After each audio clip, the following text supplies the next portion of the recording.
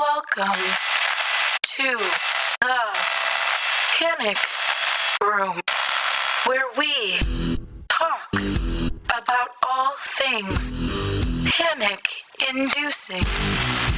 I am the Queen of Panic. Warning, some episodes may contain content that may be disturbing to others. Viewer discretion is advised. Now let the games begin. The garage door shut with a groan behind us, closing us in the gloom of the single bulb hanging over the car. Mother took a drag off her cigarette and sighed as she exhaled. The smoke filled the cabin of the Ford and stung my eyes. "You really disappointed me today, Julianne." She tapped her cigarette in the ashtray below the dash. "You embarrassed me in front of the other mothers at the ice cream social, shoveling down seconds and thirds like a pig. I thought I raised you better than that."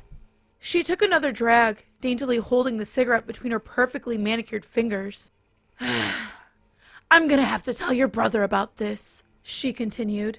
"He'll have to come up with a punishment fit for a pig." I felt my stomach drop. My kid brother, Thomas, was only 6, but could be exceptionally cruel.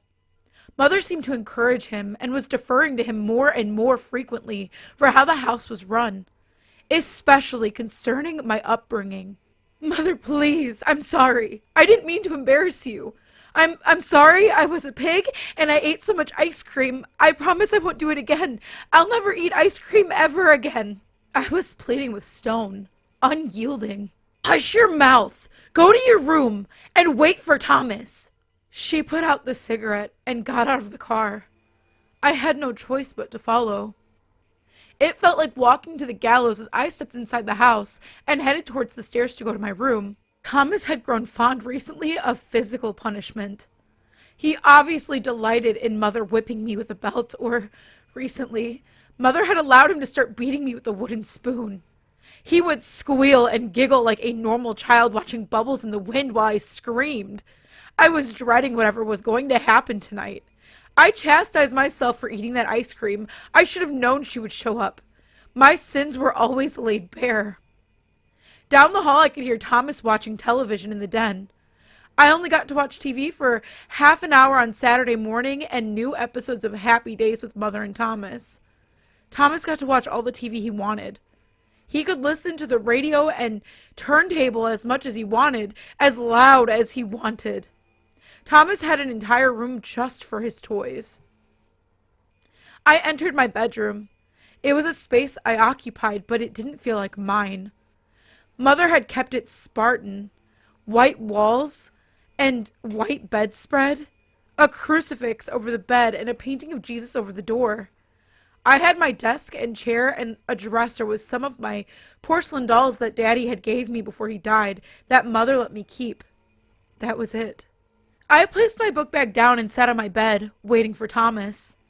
It was a while, sitting there with nothing but my own thoughts and staring at the open door. I felt humiliated.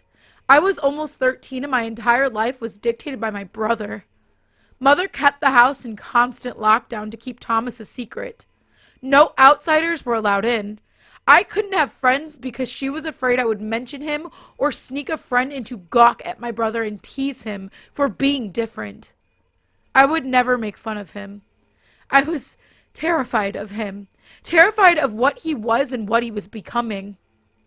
Eventually, I heard his heavy footsteps coming up the stairs, and I felt my heart start beating faster, and my palms began to sweat. I needed my skirt in my hands, trying to calm myself and dry my palms. His slow, arrhythmic footsteps came down the hall, and I watched him as he entered the room. I couldn't help but internally recoil at his appearance, even though I'd known him since he was born. I could never adjust to how unnatural he appeared. Thomas had been born at home and never seen a doctor, but he was obviously unwell. He was 6 years old, but was barely over 2 feet tall, but was very squat and wide. His skin was thick and gray. The whites of his beady eyes were yellow, and his hair was wispy and white like an old man's, spreading out like a halo around his gargoyle face. A slight odor of decomposition hung around him. It reminded me faintly of garbage cans on a hot summer day. I hated when Mother made me help him with a bath. His skin felt like old brittle leather that flaked onto my clothes in gray flecks. His body was dense like concrete. I could barely lift him into the tub. Picking him up forced his hair into my face where that smell of rot would fill my nose, causing me to gag, silently, so as not to offend him and draw any ear from him or Mother. Today, Thomas was wearing bib overalls with a red and green striped sweater underneath, reminding me of a grotesque doll. Mama says you acted like a piggy today at the ice cream social. He spoke up to me in his unsettling, high-pitched yet raspy voice, like a child that smoked as much as Mother. You need to come down for dinner right now for your punishment for embarrassing Mama. He turned and walked back down the stairs, and I had no choice but to follow his toddling form downstairs to the dining table. We entered the kitchen, and the table was placed with 2 settings. Mother was already seated, and Thomas clambered up into his booster seat at his normal spot next to Mother. She took a drag off her cigarette and motioned vaguely to the floor without even looking at me. Neatly situated on the linoleum floor was my dinner. Not on a plate, but directly on the floor. A pork chop, scoop of mashed potatoes, and a small pile of peas. No utensils either. Thomas giggled with glee upon seeing my face. You have Mama's permission now to eat like a piggy now. No hands. Piggies just use their faces. He stood up in his chair and reached out for Mother's ashtray and flung it out over my meal, peppering my dinner with cigarette ash and butts. Oops. Piggies don't mind trash though, do they, Mama? He giggled and the sound filled me with rage. No, they don't, Mother replied coolly while maneuvering her ashtray back in place and carefully putting out her cigarette before saying prayer. As angry as I was, I got down on my hands and knees and did my best at eating what I could without using my hands. I knew if I refused, it would be far worse. The whole meal, Thomas made piggy noises and would reach down and poke me with his fork, making comments about what a fat piggy I was and how he wished he could roast me and eat me. I doubted Mother would even object if he actually did kill me and eat me. Gagging my way through another bite of ashy pork chop, I felt a warm splat over my head and heard Thomas giggling. I reached up and felt he had dumped mashed potatoes into my hair. Choking down tears, I asked Mother if I could clean the floor and bathe. She rolled her eyes and excused me to clear the table for them as well, while she changed Thomas into his pajamas. Picking him up, she walked out of the room, and Thomas stuck his putrid little purple tongue out at me before they made it out of the kitchen. I silently cried while I cleared the table and washed the dinner dishes. Tears splashed down as I mopped up the mess from the food on the floor. I hated how awful Thomas was. I hated how they treated me. Ever since Daddy died and Thomas showed up, I was their punching bag. I missed Daddy so much. Mother was kinder then, too. She was still severe, but Dad kept her tempered. After he died, there was a change that came over her. I was only 6, so I didn't remember her too much from before. But I did remember her gushing on and on when she was pregnant with Thomas. How the baby was a gift from our Heavenly Father, that it was going to complete our broken family. My 6th birthday happened right after Daddy died, and I remember sitting on the patio crying while the house was full of people after the funeral. Normally, he would have gotten me a new doll and a chocolate bar. Instead, I was forgotten. No doll, no chocolate, just funeral potatoes and a house full of cigarette smoke from the adults. Nobody remembered. The closest thing I got was my dad's sister, Aunt Judy, sitting next to me on the patio step for a few minutes of comfortable silence before giving my shoulder a reassuring squeeze. I don't think she knew her brother was memorialized on my birthday. Next year, Thomas was born the day before my birthday, so it was completely eclipsed as Mother had just birthed her new love into the world. I stopped mid-mop as a light bulb finally went off. I had never put much thought into the dates before. Thomas was born a full year after Daddy died. He couldn't be his dad. Who was Thomas's actual father? Washing mashed potatoes out of my hair that evening, I ran over and over the timeline. No matter how I parsed it out, Thomas was only my half-brother. Going to bed that night, I kept myself awake, going over and over again to make sure. I couldn't remember any men being around at that time, but that didn't mean much. Adults can easily hide things from children. Tension began throbbing through my head and I felt queasy. Mother had always known all of my secrets, able to sniff them out like a bloodhound, using Thomas to spy. Now I had one of Mother's secrets and didn't know what to do with it. First I wanted to confirm it, but it would mean snooping, which was difficult in a house that was rarely left empty. I would have to try finding Mother's calendar book or journal to see if she mentioned any dates or men. But when could I attempt such a daring maneuver? Thomas hardly left the house. As proud as Mother was of him, she was very cognizant and protective of his differences and didn't want to draw attention to herself or Thomas like that. Mother herself had few social engagements throughout the week and mostly stayed home to watch her golden child. I finally decided I would take the risk and fake sick on Tuesday, grocery day, so I could stay home from school while she went shopping. All Thomas did all day was watch TV downstairs, so that should give me about an hour to look through her room for clues. I decided to tuck my head down, try to behave as best as I could to avoid their wrath, and wait for Tuesday. That weekend limped along agonizingly slow. Thomas was in a fine mood and was constantly seeking out a reason to poke me, punch me, slap me. He'd laugh while calling me a piggy with his off-putting wide mouth. I tried to mostly stay in my room, and it seemed like neither of them cared. School on Monday was a relief, but my anxiety ramped up. The consequences would be dire if Mother caught on that I was faking sick to stay home. I didn't even want to imagine how off the leash she'd let my half-brother become in his punishment for that level of insubordination. I stayed up all night. My stomach was in knots, but I was committed to my plan. Throughout the night, I screamed as hard as I could into my pillow, screamed until my throat was raw and I could barely speak. It felt cathartic in a way. When it was close to school time, I put on my heaviest flannel pajamas and began doing jumping jacks until my face was flushed and my scalp was soaked with sweat. Looking in the bathroom mirror before heading down to talk to my mother, I thought it looked pretty convincing. My skin was flushed and sweaty, my eyes had circles under them from lack of sleep, and my voice croaked like a frog. Heading downstairs, Mother was already feeding Thomas breakfast. I hesitantly stepped into the kitchen and stood there awkwardly for a second, pawing with my pajamas to keep the nerves steady until she noticed my presence and looked up. "Why aren't you dressed, Julianne?" I don't feel well. My throat hurts and my tummy hurts." My voice graveled out more than I was expecting. I really had hurt my throat. She strode over to me and placed a cool hand on my sweaty brow. You do feel warm. Take an aspirin from the medicine cabinet and go lay back down. I'll check on you later." With that, she turned back and walked over to Thomas, who was frozen in place, glaring at me over a fork full of scrambled eggs. The sharp glint of a malice in his beady eyes made me shiver before I shuffled out of the kitchen.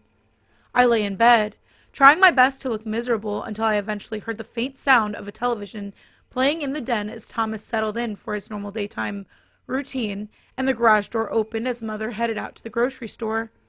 I bounded out of bed and watched the car back out of the driveway and head up the street. My heart began to pound as I tiptoed to the hall to Mother's bedroom, a place I rarely even caught a glimpse of, let alone entered. I very slowly opened the door, taking great care not to make any noise to alert Thomas downstairs that I was out of bed.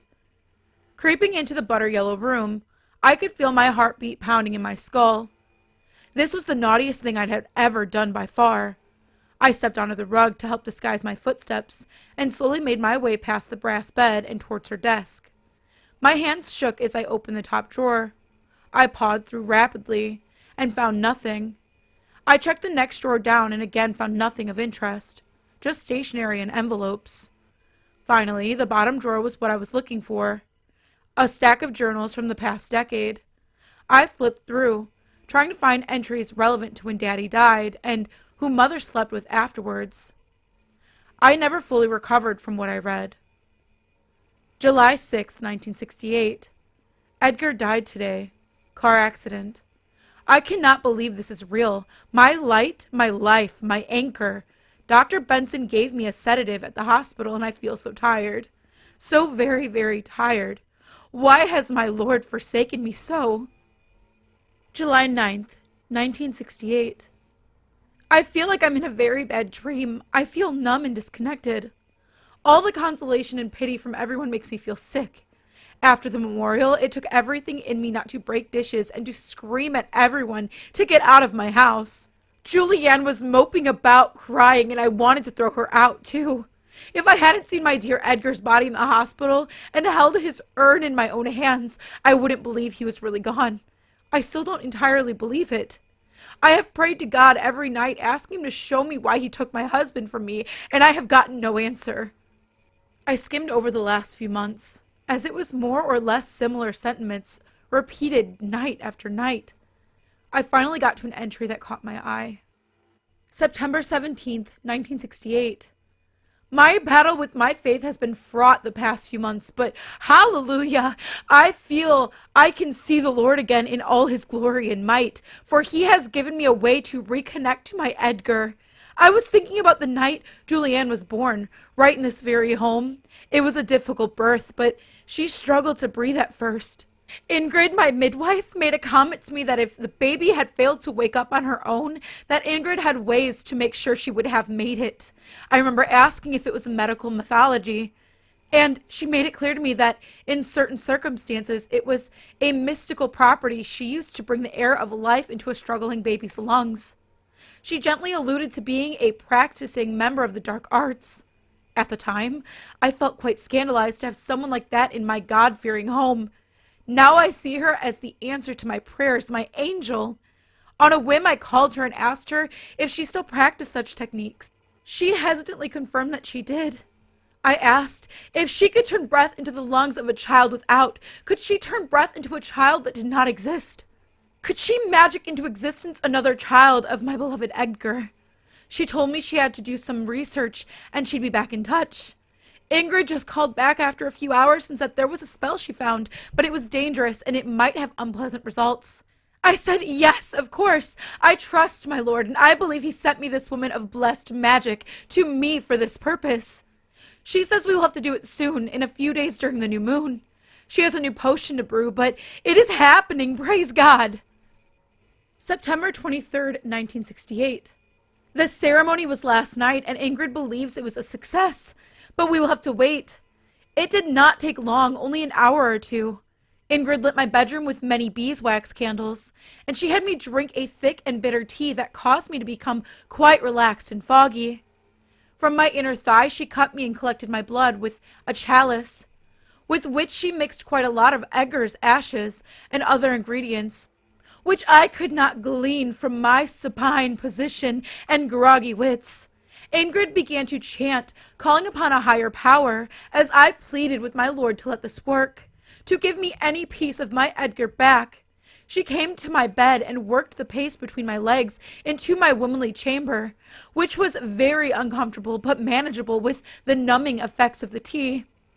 She continued to sit with me and chant, her hand placed over my womb until she decided at which time it was complete. She left and I fell into a deep sleep. When I woke up this morning, I felt quite uncomfortable. My body ached, and when I used the washroom, a yellow fluid like pus poured out of me, but no sign of any ashes or blood, which gave me hope as it was absorbed into my womb. November 3rd, 1968. Praise be our Lord, Ingrid just confirmed for me that I am with child. I had been hoping so. I had not forgotten my cycle in October, but I wasn't sure that was because of the discharge like pus that was still coming. She told me that was common with this spell, and a side effect that would stop after the baby came. I feel like I am floating on air for the first time since Edgar died. I suddenly became very aware of the feeling of eyes on the back of my head. I had become too engrossed in what was written before me, and I had lost track of my surroundings. Very slowly, I turned around and my heart began pounding again as I saw Thomas standing in the doorway, holding his wooden spoon in one hand. How had I not heard him? He pointed at me with his empty hand and screamed, just a pure guttural screech from somewhere deep inside his disgusting little body. He charged me from across the room, his horrible feet thumping solidly along the rug. He began beating my legs ruthlessly with the spoon, causing my legs to buckle. I crashed down to my knees in front of him, and he began lashing at my face, pulling my hair with one hand, while wailing away at my head with the spoon. I had dropped the journal I was holding and was desperately trying to get a hand on the spoon or push him away. All I could hear was him screaming. My arms flailed, and I reached around on Mother's desk and grabbed the first thing I found and sank it into Thomas's neck.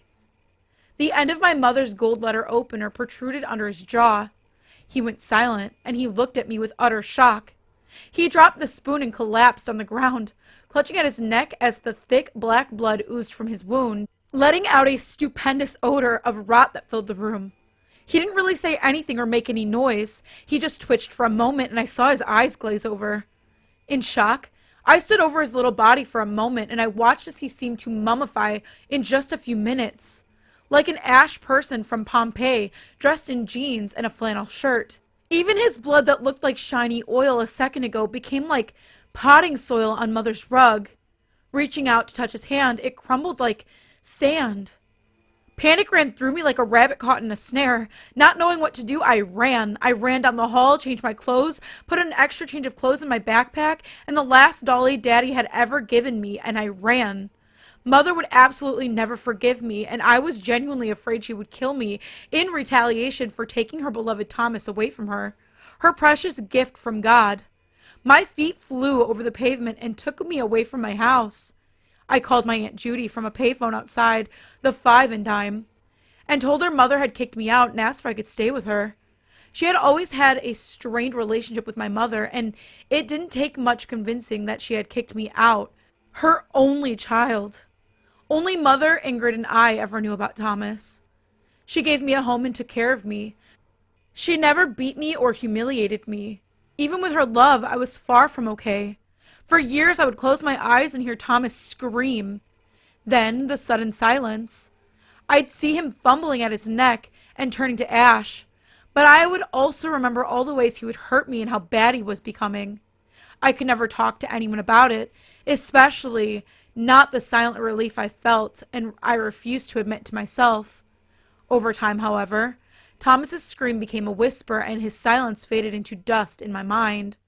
I moved on with my life. I went to college and became a photojournalist, getting to travel the world and watch history unfold. By choice, I never married, but was quite blessed with many beautiful friendships for companionship over the decades. I found balance in my life and a sense of happiness, if not peace. I never could quite stomach mashed potatoes again, though. They always taste ashy to me. Mother never made any attempts to reach out to me or find me, at least that I'm aware of. 10 years ago, I was contacted by a hospital, and they said my mother had been admitted earlier after falling and was about to pass. So she must have kept some tabs on me to know my phone number for her emergency contacts. Apparently, she collapsed in the driveway, and a neighbor called an ambulance. I got there, and her only words to me were, "Take care of him." As she placed a locket in my hand, I opened the locket. Jesus was on one side, Thomas on the other. I didn't say anything to her, just held her old frail hand with nicotine-stained nails until she passed in the night. My mother was gone, and I felt nothing except a vague sense of relief. When I got to her house, it was like a time capsule.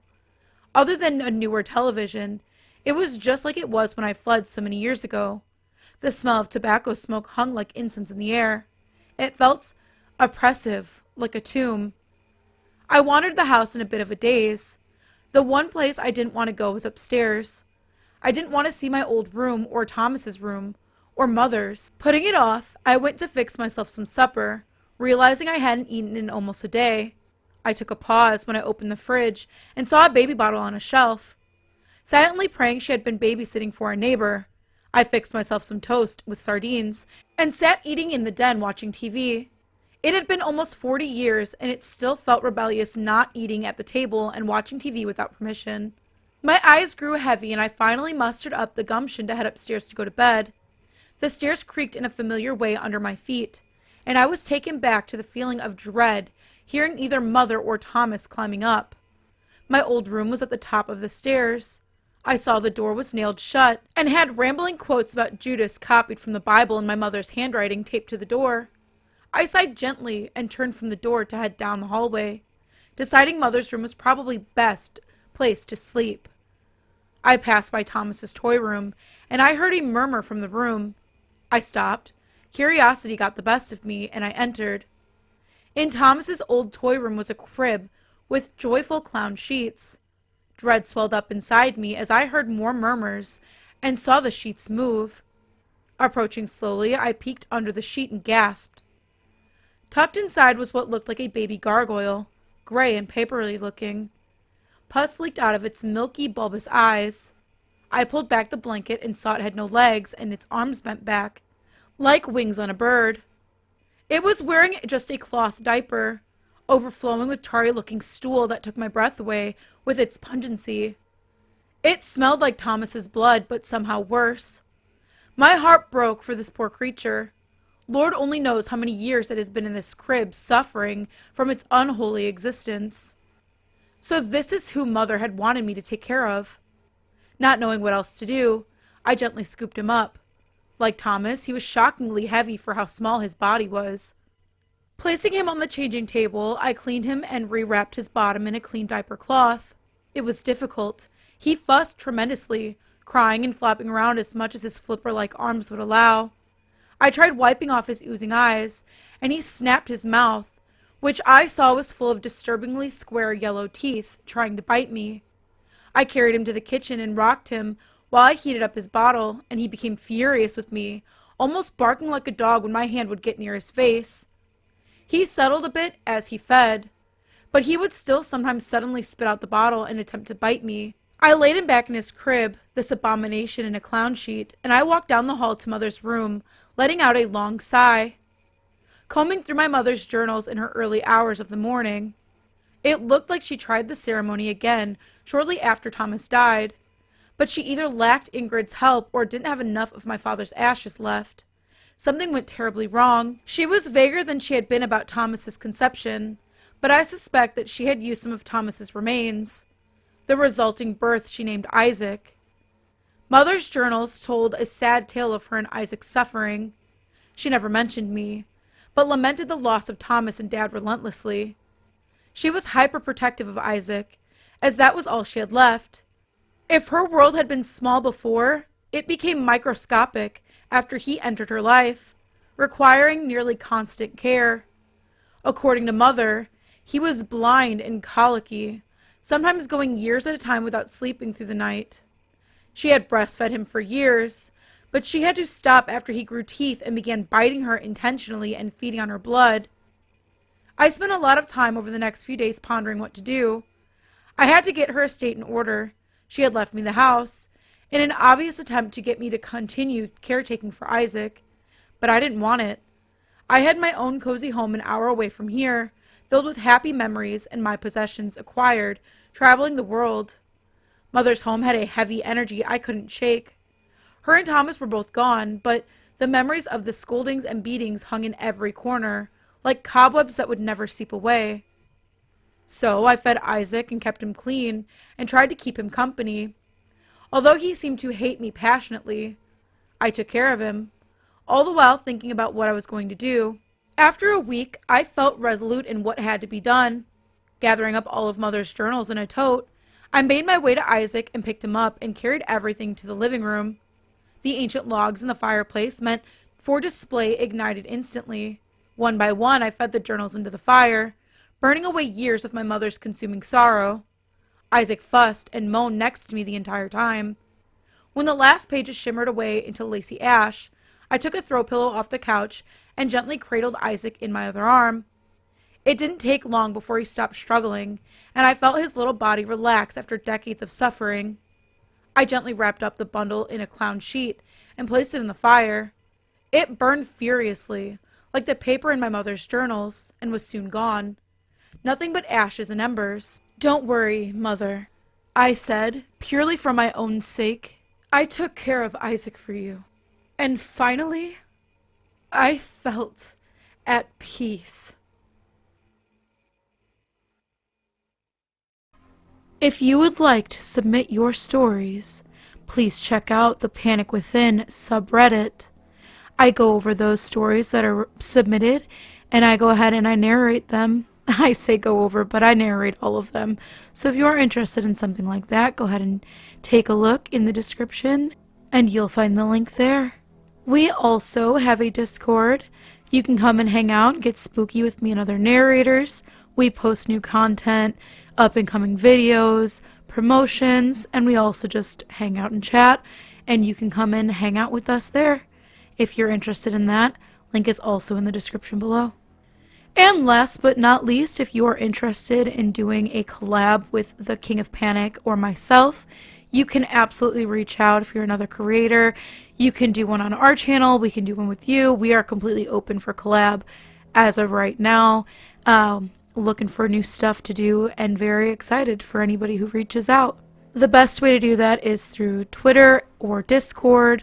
I do check Instagram and I will get back. It just might take a little longer because I'm super bad at that, but I've been trying to be better. So if you do reach out there, even if it takes a couple days, I'll be there. But like I said, we're excited. So please definitely reach out and we're looking forward to it.